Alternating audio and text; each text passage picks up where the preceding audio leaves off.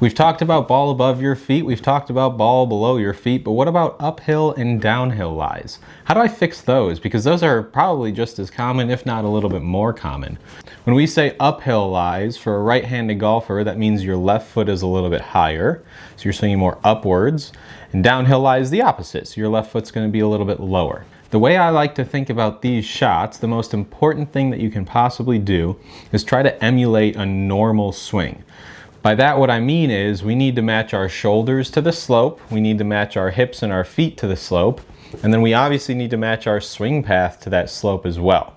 So let's say, for instance, I have a ball above my feet lie. What most people will do is try to stand upright and stand normal, which will just kind of point their shoulders and everything level and at the hill, meaning that they'll tend to chunk it. Again, for an uphill, what we need to do is get those shoulders tilted to the right for a right-handed golfer. Hips the same. You're going to feel like you're leaning way to the right, but what you're really doing is matching yourself to the slope.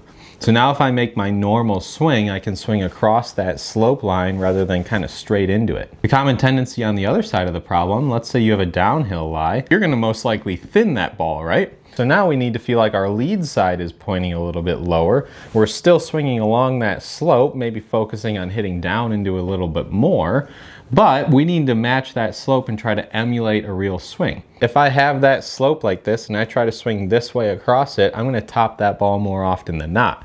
So we need to match our body to that slope, match our swing path to that slope, and hit that ball nice and solid. However, with these two issues, uphill and downhill lies, you are effectively changing the loft of your club. If you're set up to a steep hill like this and you have a 33-degree 7-iron, you just turn that 7-iron into, I don't know, 38 degrees, something like that. So if you would normally be hitting 7-iron, it might be a good idea to be hitting 6-iron regardless. That ball is going to come out higher because of that slope, and it's going to go a little bit shorter. Now if you're downhill, the opposite's true. We just turned our 33-degree 7-iron into maybe a 29-degree.